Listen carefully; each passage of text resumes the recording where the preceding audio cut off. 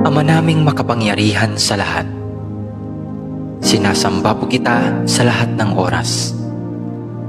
Maraming salamat po sa isang buong araw na nagdaan na puno ng biyaya, pag-ibig at kaligayahan.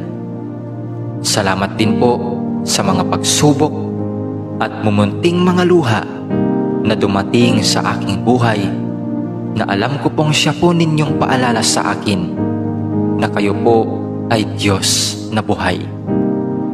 Maraming salamat po sa pagbabantay sa akin at sa aking pamilya at mga kaibigan sa loob ng maghapong ito, at sa paggabay sa amin sa mga pagsubok na aming nakasalamuha.